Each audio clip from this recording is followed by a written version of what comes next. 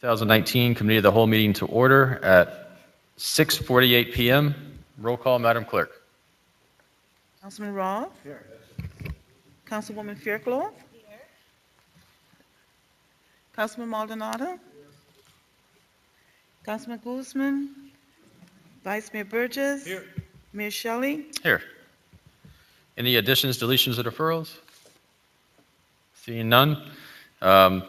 Item number 1, tab 1, is a presentation by the United Way. Are they? Okay. Yeah, please come up to the podium. Please state your name and address for the record.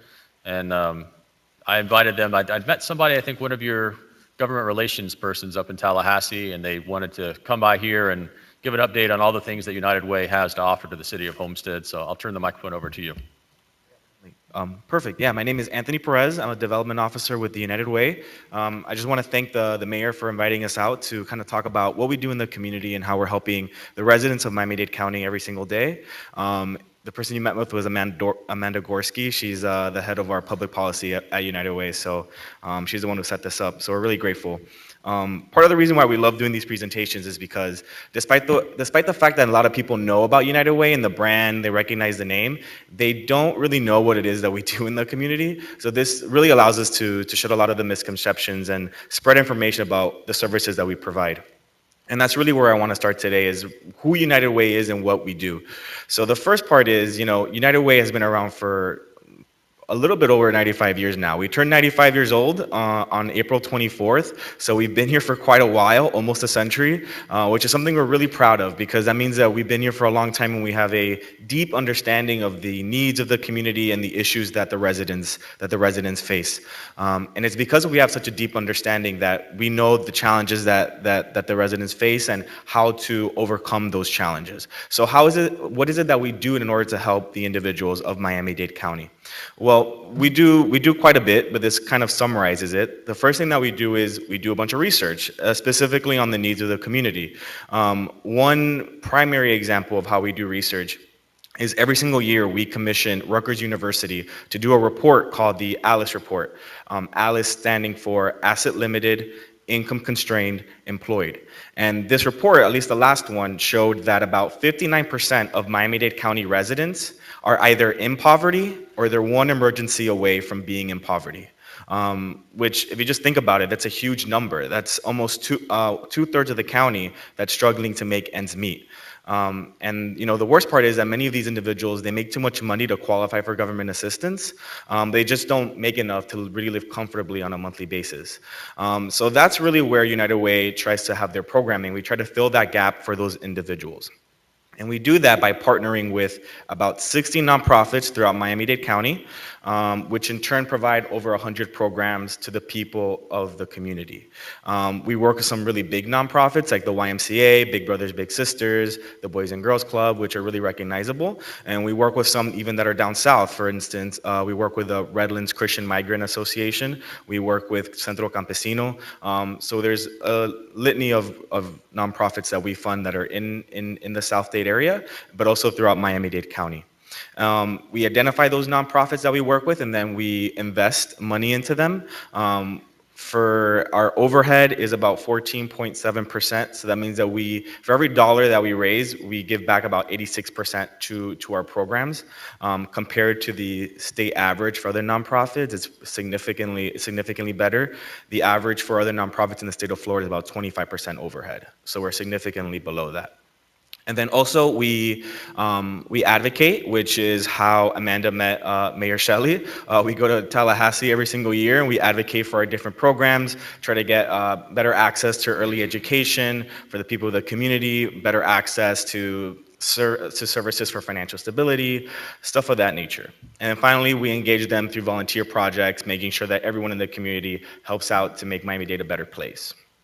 But just to go back to the partnership and how we work with the different nonprofits, the way we identify which nonprofits to work for is we have really three focus areas that we look into invest into, which is education, financial stability, and health. And the reason we focus on those three areas is because, if you think about it, if someone is well educated, if they're able to save money on a monthly basis, and they're in good health, then odds are they're living a pretty decent life. So that's why we focus on those three areas. So I'm just going to go quickly into what we're doing in those three areas so you have a better sense of the type of work that we do, and then we'll continue. In the field of education, this is our largest portfolio, our largest focus area. But what we're doing is, one great example is we actually have our own school called the Center for Excellence in Early Education, which is located by our offices, which is in the corner of Coral Way and 3rd Avenue. And it serves kids between the ages of 0 to 5, and it's one of the best early education centers in the entire state. It's really amazing. They use different teaching methods to really maximize what the kids are learning, and then we take those best practices and we teach other schools and other centers throughout the county what they can do in order to maximize early education for the children of this community. And the next thing I want to touch upon really quick is actually a new thing that we actually recently started called Graduate Miami. We actually help students right here in Homestead, which is really great about the program. So we identified through a partnership with Miami-Dade County Public Schools that there's about a little over 500 students in Miami-Dade that don't have a high school diploma because they're missing one reading assessment. So that means they have every other requirement. They've met every other credit. They just don't have that last reading assessment. So we took about 50 kids that live in the Homestead area or were students in the Homestead area, and we put them through a week-long rigorous course so that they can meet that reading assessment.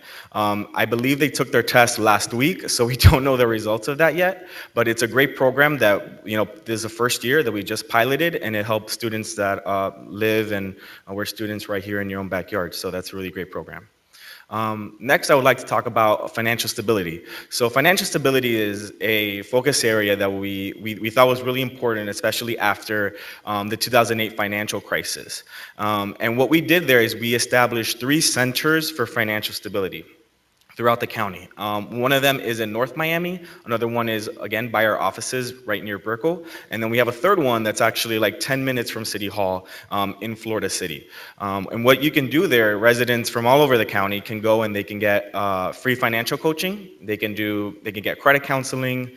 They can get their taxes done for free. Anyone can go to these centers for financial stability regardless of income. In our viewpoint, it doesn't really matter how much money someone makes. If they're not saving any money at the end of the day, they're not gonna live in a financially stable environment. So that's the primary purpose of the Centers for Financial Stability. Obviously, the one that's in Florida City is a great resource for the people even in the city of Homestead because it's so close by. So it's definitely something that we like to promote, especially in the South Dade area. And then lastly, in the field of health, we do quite a bit as well. Primarily, we help older adults in this field. We focus on making sure they have a meal or they have access to health care. But what I wanted to talk about, I'm going to leave these little blue brochures. I should have brought one up. But I'm going to leave one of these blue brochures with the city clerk so that you guys can have it at City Hall. They kind of shows all of our free services in Miami-Dade County, and in that blue brochure, it has what we call a prescription discount card. And if you take this card to like a pharmacy, you can get some pretty significant savings on prescription medication. When I tell people that, they don't normally believe me, but just a quick story. I was working recently with someone that was an employee at Miami-Dade County, and she went to CVS to get some medication, and they told her she would have to pay $500, which is obviously a lot of money. So when she was rummaging through her bag for her wallet, she found the pamphlet. She was like, well, I might as well give this card a try. If it doesn't work, I still have to pay $500. After the pharmacist processed the discount, she only paid $80 for the medication, which it's a savings of $420, which is really significant. For these families, like $420 can be the difference between paying rent that month or missing a payment. So that's a really great resource. So I'm going to leave it with the city clerk, so you guys can have this at City Hall and give it to whoever may need it. But even though United Way is known for those 3 pillars and our work in those 3 areas, we actually do a lot outside of that as well, primarily with hurricane relief. We're one of the first nonprofits on the scene whenever a hurricane comes comes through the county and is devastating. We actually have a seat on Miami-Dade County's Emergency Operations Center. So we really coordinate all the volunteer efforts for Miami-Dade County in times of emergency, and that's why we have a seat there. So we play a really significant part. The last time we were on that seat or was activated was for Irma, and we were there throughout the entire process. But also we have a fund called Operations Helping Hands. That's a fund that we manage, but can be used to help victims of natural disasters throughout the country and throughout the world. We use that fund to help people that were affected by the California wildfires a couple years ago, but also we gave funds to Puerto Rico when they were devastated by Hurricane Maria. So even though we primarily focus and all of our programming is focused on Miami-Dade County, we use that fund to help people in natural disasters wherever they may be, if it's really significant. So that's a great thing that we do that helps absolutely everyone. But then also, just to kind of wrap up everything, I just wanted to touch upon what we're doing in the South Dade area, so you all are aware. Like I mentioned, we have 60 nonprofits that we fund, but of the 60 nonprofits, about 20 of them have a base right here in the South Dade area, which is really amazing. Some of the impact partners I've already mentioned, but they include Centro Campesino, the Redlands Christian Migrant Association, Open Door Health Center, and there's many, many more. If any of you are interested in seeing the complete list of the agencies that we fund in the South Dade area, please let me know, and I'll be more than happy to share that information with anyone. And then also we have direct services. So yes, we fund agencies, but we have our services that we provide directly. One of them I mentioned is the Center for Financial Stability, which is really close by, 10 minutes away. But another one is our Early Head Start program at Ethel Beckford. So this is a partnership with Miami-Dade County Public Schools, where we try to give access to really high quality early education to families that otherwise may not have that access. So this is something new that we started with Miami-Dade County Public Schools. It's been really awesome, and it's had great results.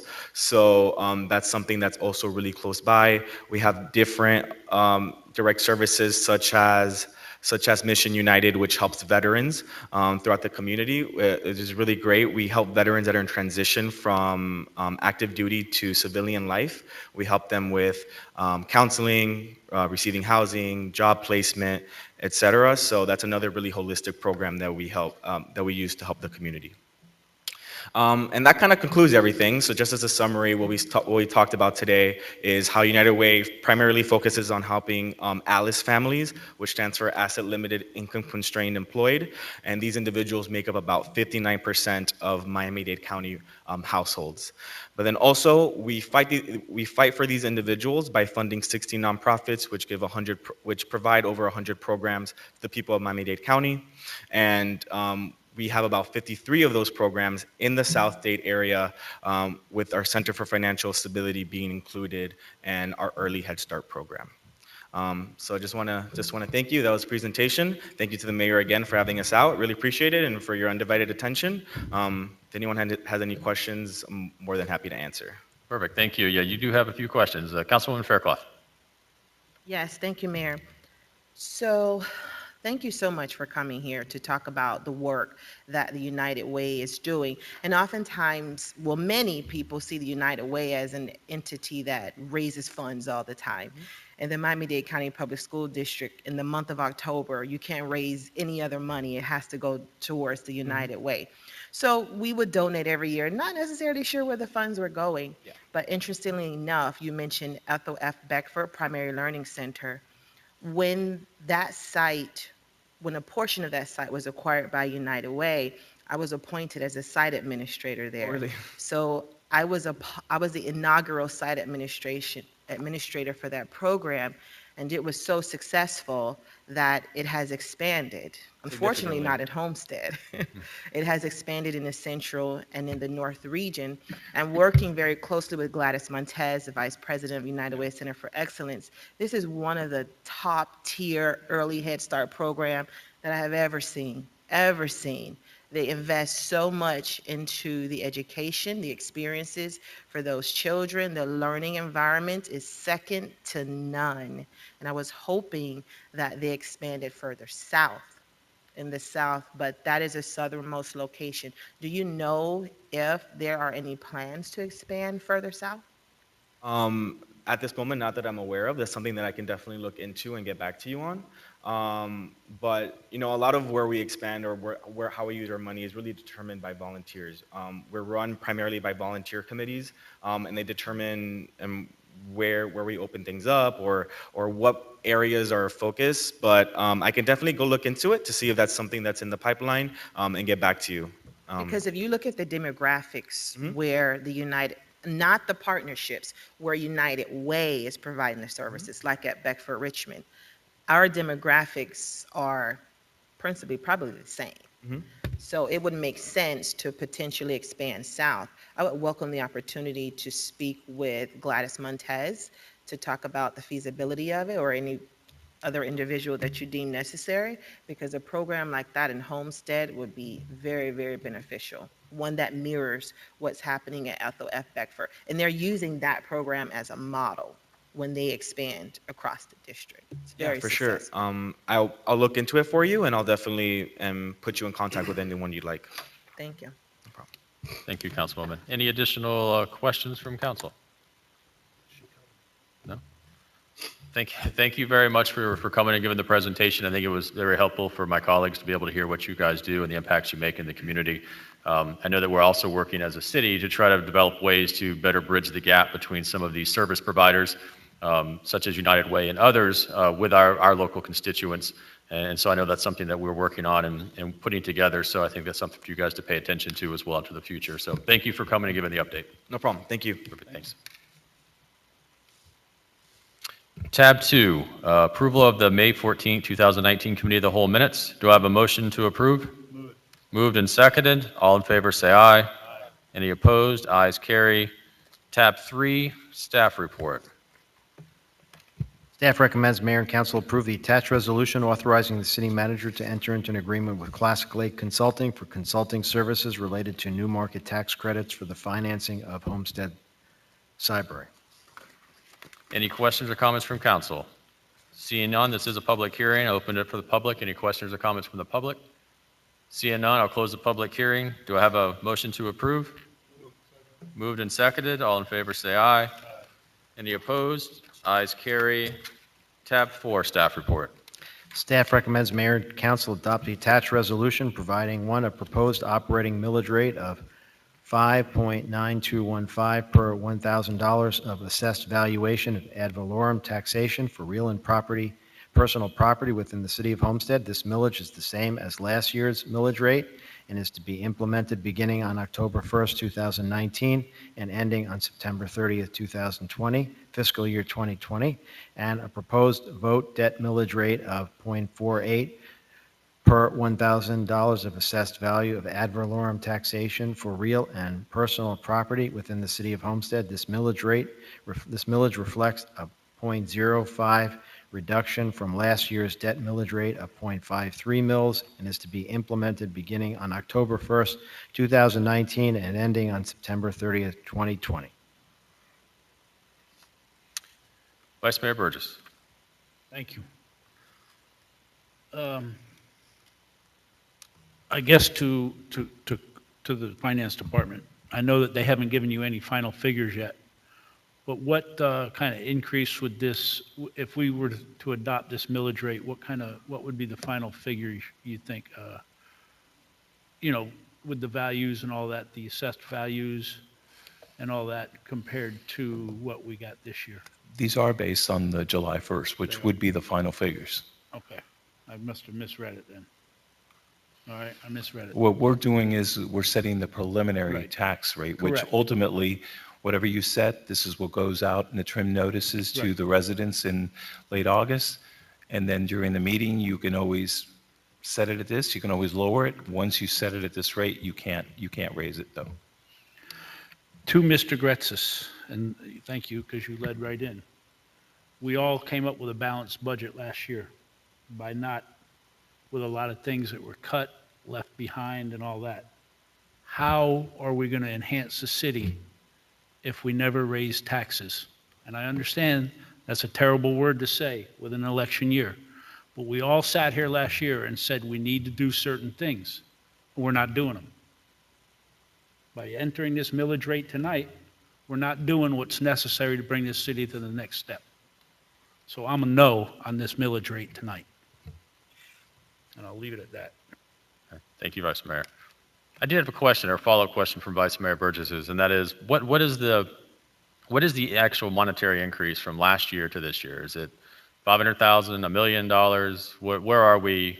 Because I know that we did have at least an increase in our property values. So what is the actual end dollar potential for us? Correct, because the property values increase, it's between 1.3 and 1.4 million of additional tax revenues to the city. Versus last year? Yes. Okay, so Mayor. ultimately, if we have a balanced budget, then we may actually add some dollars to fill some gaps and expand. Well, Mayor, I would just say this. I think we need to be clear here. What this really is funding for approximately the same level of service that you have this year.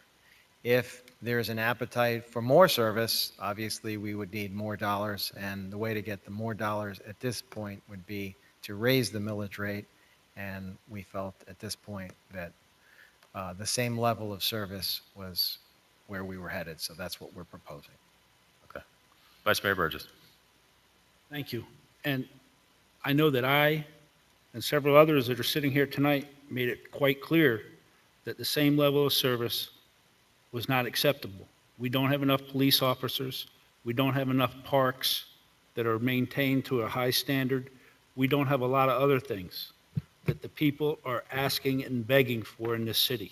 So I don't understand how we show up here tonight as a body and say that, yes, this is a millage rate that we will accept, when every single year we had the same discussion.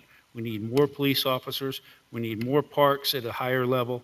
We need this, we need that, and we don't do it because nobody sits up here and has the guts to vote for a higher tax rate. Councilman Roth. Thank you, Mayor. Just an exercise. The millage rate is 5.9215. If the millage rate was 6.125, how much would that increase the additional revenues that we would receive this year based on property values going up? This is rough. It would probably be maybe between $400,000 and $500,000. Okay, so $500,000 more for a very small increase in the tax revenue, the millage rate. So, I mean, I agree with John. It's an election year, I get that. But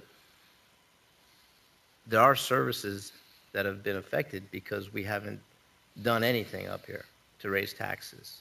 Now, I'm not a favor of raising taxes, and I own property in the city, and it affects me like it would affect anybody else out there. But the police department is probably the one that is talked about the most out there. And if we don't raise the millage rate, is there any way that we can at least add 2 or 3 officers to the police department with the budget that we have? We did balance it last year, but with an additional $1.3 million, 4, is that what you said, potentially? Yeah, but that's basically already, I mean, most with COLAs that were given and other natural increases in contracts, basically that increase has been pretty much all absorbed. If you wanted to add any personnel, like police officers, you'd probably have no choice but to raise the millage rate or then cut in other areas. All right, well, I think that's for another discussion. So, I'm willing to do what this body's willing to do, but I do think it's time that we look at adding revenues to the city to provide better services, to the citizens out there. And I think the first place we start is in the police department, and the next we start with the parks. That's all. Thank you, Mayor. Thank you. Councilwoman Fairclough.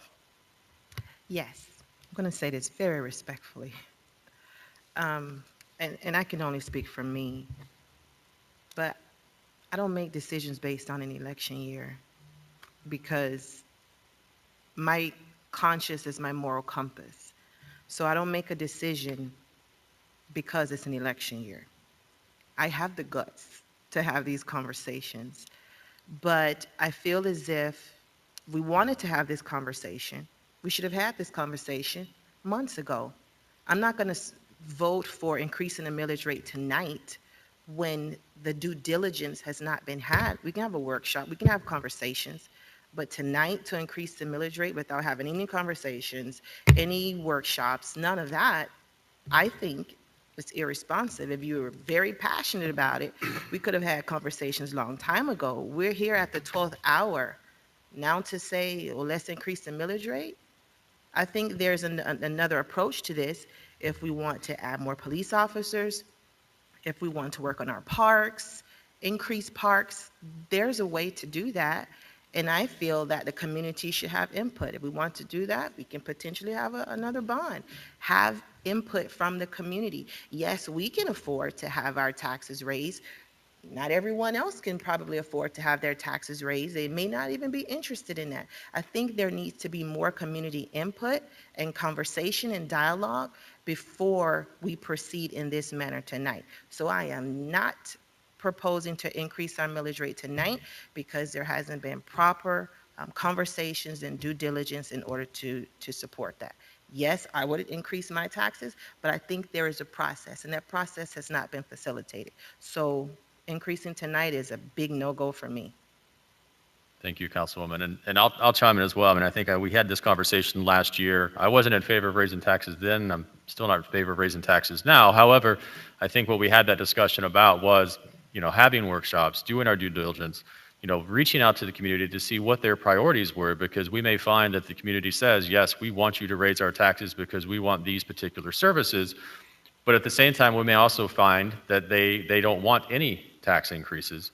And I think part of our discussion before we just raise a millage rate, we need to have that discussion, as Councilman Roth mentioned. What are our priorities? Is it police officers? Is it parks? Is it infrastructure? Is it roadways? What do we want to fund with these additional monies if we're going to add additional monies, through a tax increase? I think that's clear as well to understand so that we can communicate that to the community as we're having any workshops to say, we want to do X, Y, and Z, but to do so, we need to raise taxes and then get their feedback. And I don't think we've had a chance to do that. And so I'm also I wasn't supportive in general of that, but given similar to what Councilwoman Fairclough stated, I don't think we're at a point in time and have done what we needed to have done to justify any type of discussion or be ability to raise that millage rate at this moment in time. But I do think if this council is interested in having that discussion, then that is something that, after this process runs its course, we probably should start immediately on figuring out what that might be. So, Vice Mayor Burgess. Thank you. Well, that direction was given to staff last year, and it's here tonight. Unfortunately, we gave them direction last year to let's have workshops, let's do this, let's do that. What happened in the last 12 months? Nothing. Nothing's come of it. And I'm not saying to raise taxes, but I'm saying let's not lock ourselves in at this rate tonight. We should raise it to some point and be able to come down if we want to. If we don't go up tonight, we have no ability to go anywhere else when we have to vote on the budget. And there may be something that we need, and we're not going to be able to afford it because we locked ourselves in at this rate tonight. That's what I'm saying. Thank you. Councilman Maldonado. Thank you. It's funny. Looking at City of Miami Beach, doing some research on some resiliency and how they're dealing with some issues over there. I learned that they went out for a general obligation bond back in 2018, and it is covering a lot of major projects that they have over there. The bond was for $400 million. When we had our bond, which was, what we had, it was very small in comparison to what they did. And obviously we had success with our initial one, but, if that's a conversation that we want to have, whether we're going to raise taxes, maybe the question is what's going to be the best bet of, where is the city do we need to go next? What is the money that we're going to need for what projects, for what direction we're going to put these dollars to?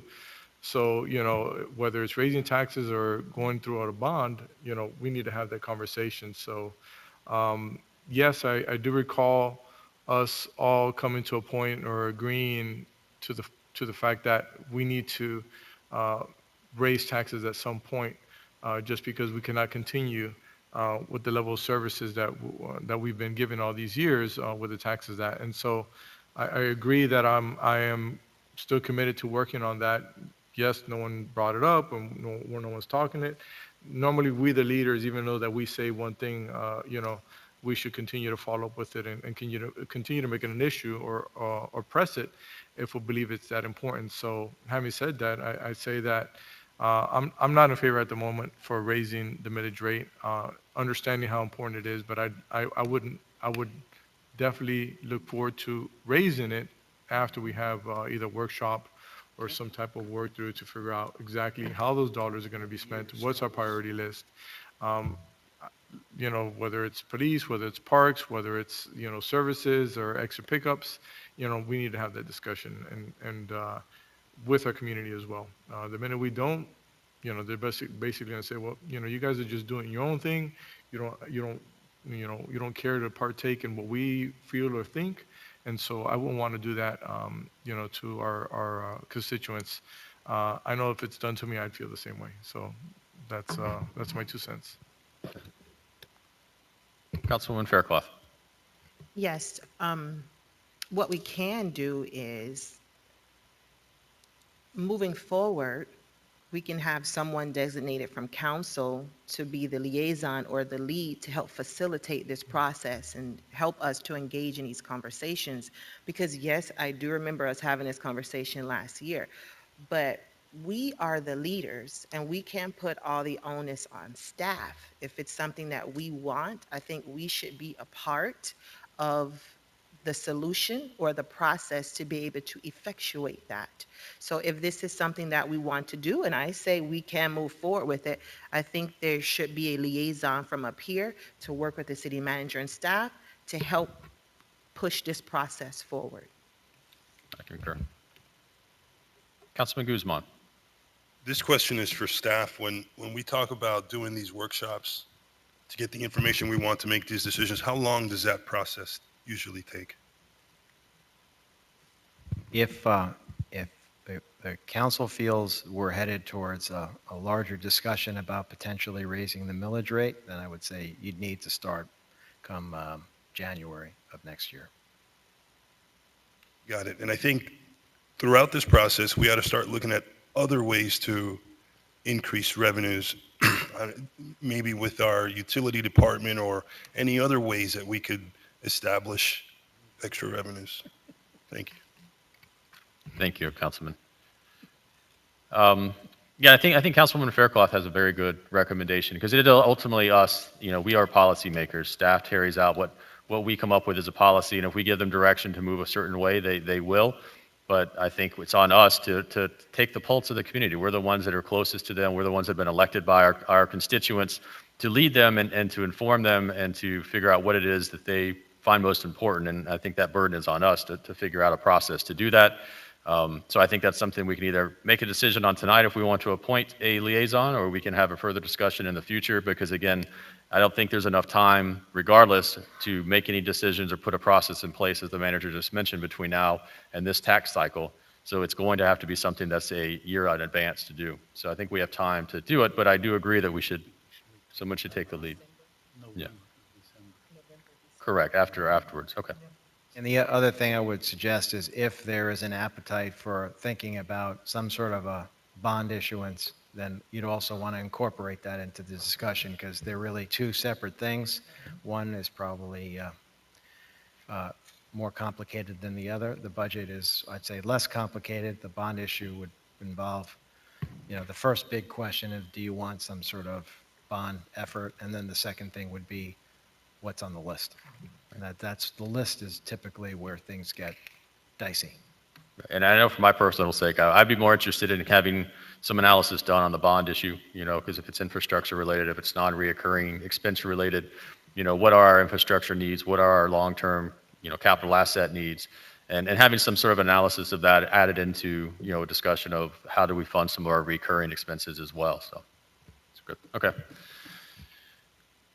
That's question and comments from council. This is a public hearing. I'll open it to the public. Any questions or comments from the public on this item? Seeing none, I'll close the public hearing. Do I have a motion to approve tab 4? Moved and seconded. All in favor, say aye. Any opposed? Nay. Nay. So, not nay for me, but show that Vice Mayor Burgess voted nay, and I was recognizing the nay. You with me? No, I was with an aye. Tab 5, staff report. Staff recommends mayor and council authorize the city manager or his designee to enter into contract negotiations with the top 3 purchase power agreement vendors and the top ranked 4 merchant option vendors to meet the specific goals of the city as presented in the attached memorandum. After successful negotiations of contracts, each contract will be brought back before council for approval. Any questions or comments from council? Seeing none. This is a public hearing. Open it up to the public. Any questions or comments from the public on tab 5? Seeing none, I'll close the public hearing. Do I have a motion to approve? Moved. Do I have a second? Seconded. All in favor, say aye. Any opposed? Ayes carry. Tab 6, staff report. As part of the Florida Department of Transportation's Campbell Drive Truck Bypass Project, Homestead Energy Services has been tasked with the relocation of its underground facilities along Campbell Drive from Chrome Avenue to Northeast 12th Avenue. FDOT will be reimbursing the city for the relocation of the facilities. Staff recommends Mayor and Council approve the attached resolution authorizing the city manager to accept a reimbursement in the amount of $595,368.66 from the Florida Department of Transportation to help fund the relocation of the electrical facilities along Campbell Drive from Chrome Avenue to Northeast 12th Avenue. Now, we've already calculated what our total exposure or liabilities would be related to this. Does this make us whole, or is this just round one, and as we continue the process, there'll be additional reimbursements? This does not make us whole. There are portions of the relocation that the electric utility is bearing the cost. And that's standard in a relocation when you're in the right-of-way. We were fortunate that for some of the facilities, we have an easement on private property. We're being reimbursed for that. We also had a city easement along Northeast First Road, and we're having to relocate facilities there, and so we are being reimbursed for that as well, but not for the entire project. Okay, but we believe that we've gotten a fair, resolution of this issue, that they are paying us the maximum amount or as much as we believe we can receive from them, so that we're shouldering as least of the burden as possible. Yes, that's correct. In fact, it wasn't easy to get this. We had some significant wrangling. It wasn't an easy process. Good job. All right, thank you. No other questions or comments from council. This is a public hearing, open to the public. Any questions or comments from the public? Seeing none, I'll close the public hearing. Do I have a motion to approve? Moved and seconded. All in favor, say aye. Any opposed? Ayes carry.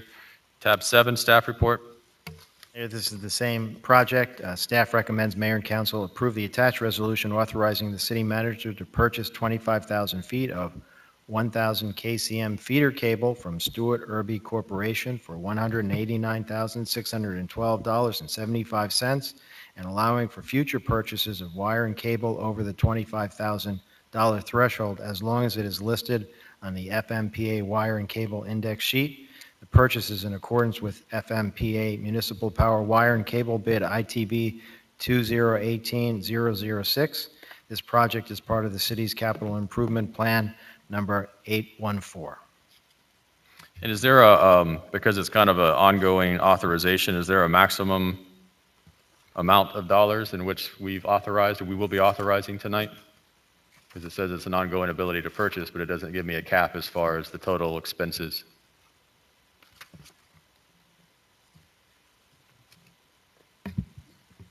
As proposed, it's uncapped, provided that the dollar amount is consistent with the price schedule that was imposed, but there isn't a cap to the total dollar or You comfortable? square You or com- the length of feet? You Correct, yeah, comfortable there's a, capping? there's a cap on per foot, but what about, I mean, let's say you guys need a substantial amount of feet, and right now we've authorized you guys to buy that at that price without knowing, is it going to be $1 million? Is it $200,000? I mean, is there, We're comfortable setting some sort of a cap. Barbara, you have a suggestion for a cap that doesn't get in your way? you can always come back and we can authorize more, but I just want to make sure. Can you use a microphone, please? Lower it down maybe a little? There you go.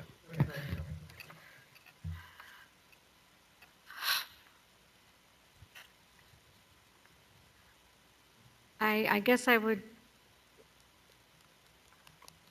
say 200,000. Okay. Would that be acceptable to council?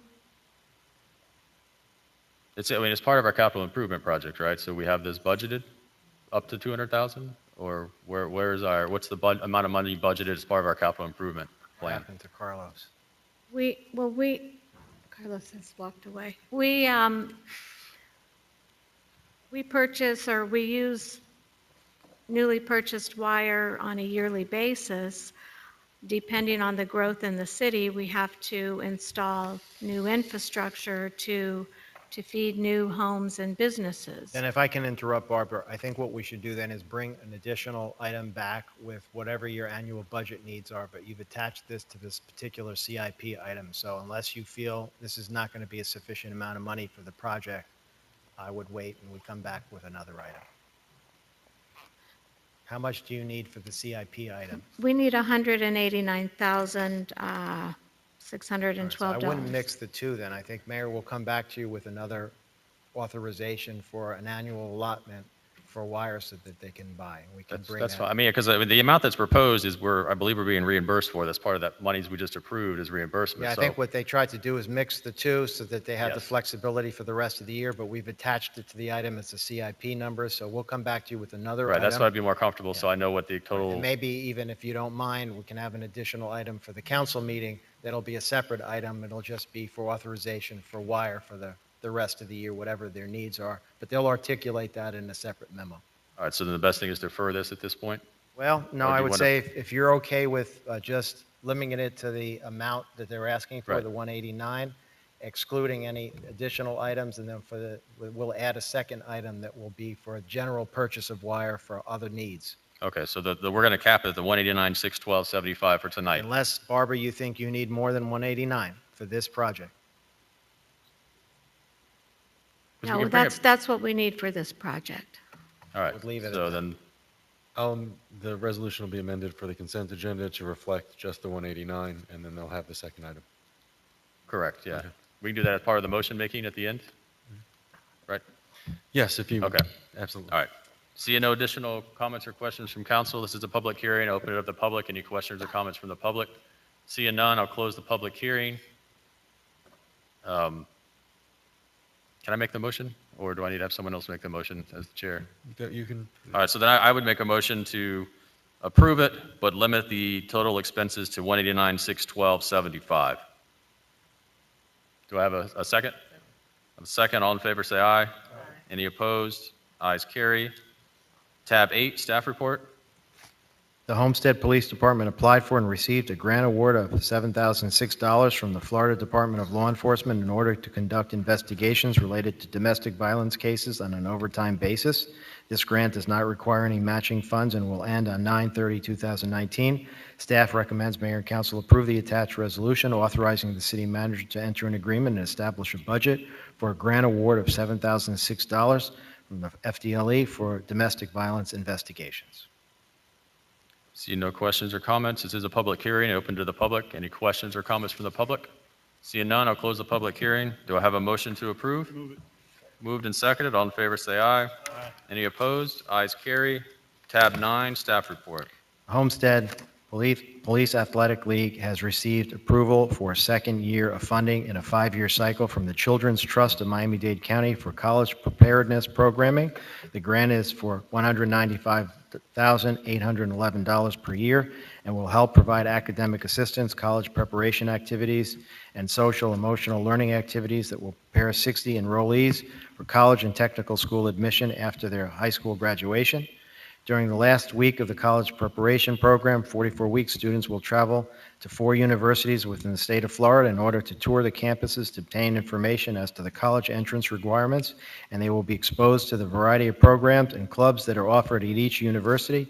Upon completion of the college tour, the students will spend the final day at Busch Gardens celebrating the completion of the 44-week program. Staff recommends Mayor and Council approve the attached resolution authorizing city manager to enter into a grant agreement with the Children's Trust of Miami-Dade County for $195,811 for college preparedness programming. See no questions or comments from council. This is a public hearing. Councilwoman Fairclough. Thank you. I just saw something that piqued my interest in the, I guess, the outline for the program. Sandy, if it's a curriculum question, Colonel, I don't think you can answer that one. So I saw in there that there was a component for civic engagement and STEM. Is that new this year? No, it is not. 'Cause I don't remember that from last year. We've always had civic engagement with the POW program. We just included it in this process as well as for the college. How does that civic engagement look? Like, I was reading the packet, and it said that they would identify problems in the community and then work towards the solutions. So how does that actually look in the program? We encourage the 60 youth that are enrolled to pick a project within their community, since it is their community. And a good example of that is Homestead Middle did the garden last year. That was not with Children's Trust funding. It was with another funding source. However, these youth were participated in that project, and they worked with the agricultural department to grow their own food and to sit from womb to tomb, and they provided the food to their community. So we allow them the opportunity to choose what they would like to do, where they feel they could be best service for their community. With that civic engagement component, as opposed to them working in their own silo, is there any appetite for them to work collaboratively with our youth council? Since they're all peers. Absolutely. In fact, they also work with our Ocean Reef and PAL Youth Directors Program. So it basically works the way, the more youth we have involved in this, the bigger the project can be, and the more of an impact for our community. Right. I would really like for them to work with our youth council. I think it'd be a great opportunity. And my second question, now with the STEM, is there a specific curriculum that you use for that? Do the teachers facilitate the STEM activities? Absolutely. Where does the Their curriculum teachers, come from? yes. They are certified, state of Florida certified teachers that teach STEM during the regular day at their respective schools. So which curriculum are they using in the college readiness program? I do not know the name of the curriculum. Oh, okay. I know the Okay. activities that they do. They make their own soap, they make their own laundry detergent, things like that. Yeah, I saw like they made their own toothpaste or something. Right, correct. I would be interested in that because I would like for them to have a deeper impact and to help us on the school side also, and to ensure what they are doing is aligned to state standards so that it can benefit them when they get back to school. Because making toothpaste is great, but is it aligned to any of the standards? Is the soap activity, is it aligned? And there are resources that you can use through CPALMs that I feel can be very effective if they're not using it already. So I can help with that if you would like. I most definitely will connect with the program coordinator from Miami-Dade County Public Schools that works on this project. Okay. And make sure that you do obtain that information. Okay, just curious. Thank you. Thank you. Yeah. This is a public hearing open to the public. Any questions or comments on tab 9? Seeing none, I'll close the public hearing. Do I have a motion to approve? Moved and seconded. All in favor, say aye. Any opposed? Ayes carry. Tab 10, staff report.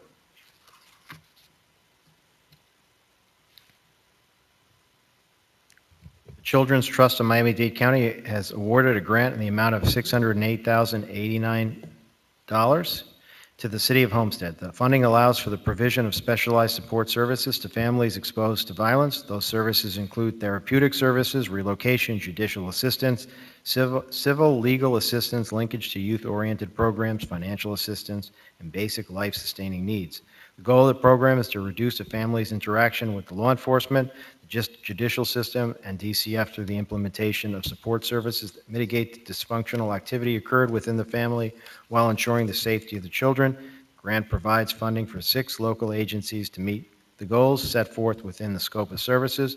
Partnering agencies are SOS, Mujer en Familia, Legal Aid, Vida Law, Christie House, and communities and schools. There is a match of $152,022, which is met through each agency's internal budgets. Staff recommends Mayor and Council approve the attached resolution authorizing the city manager to enter into an agreement and establishing a budget for a grant award of $608,089 from the Children's Trust of Miami-Dade County for contractual support services to families exposed to violence. Councilman Roth. Thank you, Mayor.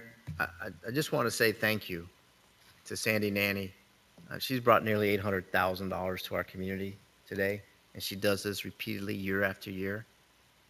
It's amazing that you're able to do these things, and I'm sure there's other people that help you, and I want to thank them as well.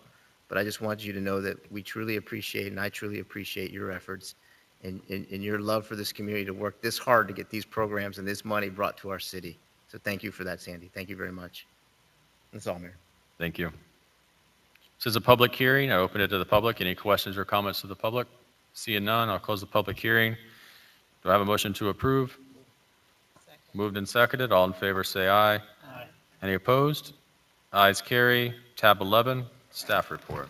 Staff recommends Mayor and Council approve the attached resolution authorizing the city manager to enter into an agreement with Hazen and Sawyer for professional engineering services pursuant to RFQ 201307, professional architectural and engineering services for a lump sum not to exceed $88,740 for a GIS-based water atlas update. This was done back in the early 2000s, and they need additional services.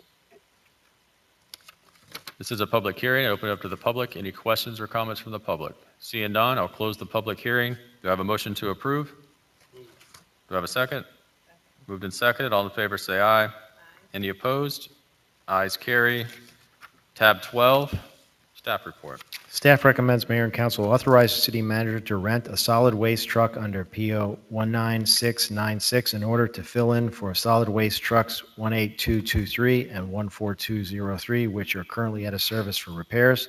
The current PO has reached $25,000 and the rental cost is $1,975 a month.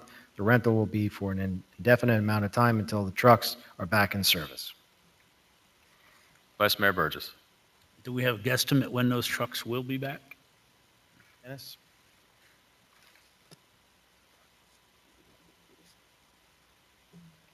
You're live. We're live, you're dead. Vice Mayor, we should be getting them soon. I'm hoping, hopefully in the next week or so. So how much, then, we're authorizing tonight for $1,900 more a month per truck, but we're going to get them back? What we're doing is that one was caught on fire, which is coming up next, which was pretty bad, where we had to send it to 2 vendors because, you know, when the fire is in a truck, we have to go through the whole truck. Right. So the thing is, that's been the most time-consuming one. The other one was forks that lift up the dumpsters. Those were ordered, so I'm hoping to get one of them trucks back soon so I can send the rental back. But since we knew we probably needed another month, we wanted to make sure if we go over the 25,000 that you both all are aware of it. Okay, thank you. Thank you. No problem. Thank you. This is a public hearing. I'll open it up to the public. Any questions or comments on tab 12? Public, seeing none, I'll close the public hearing. Do I have a motion to approve? Moved and seconded. All in favor say aye. Any opposed? Ayes carry. Tab 13. Staff report. This is an emergency purchase notification to council by staff as required by City of Homestead Code of Ordinances Section 2-413 emergency purchases. No council action is required. On July 1st, 2019, the city manager's office was notified of a broken underground sewage pipe sewer pipe, which was allowing groundwater to enter into the city's sewer system, causing lift station number 27 to operate over the 12-hour rule as specified by Durham, possibly resulting in a moratorium being placed on the lift station due to the nature of the emergency manager's office. Under Section 2-413, emergency purchases authorized the emergency repairs to the broken underground sewer pipe to MVRT in the amount of $28,968.08. Any questions or comments from council? You don't need any additional action, correct? It's just a perfunctory notification. Tab 14, staff report. This is an emergency purchase notification to council by staff as required by City of Homestead Code and Ordinances, Section 2-413, emergency purchases. No council action is required. March 16, 2019, solid waste truck unit 18223 struck a low-hanging tree branch, was damaged, and had to be taken out of operation.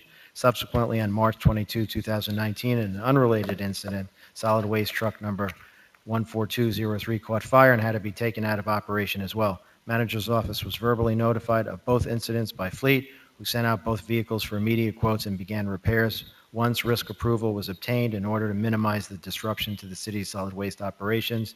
Due to the nature of the emergency, the city manager's office emergency purchases authorized payment to Nextran Truck Centers in the amount of $36,095.82 for repairs performed on Unit 14203 and Sunbelt Waste Equipment in the amount of $28,657.79 for repairs performed on Unit 18223. Any questions from council? Seeing none. Do I have a motion to adjourn? Move it. Moved and second, all in favor? We are adjourned.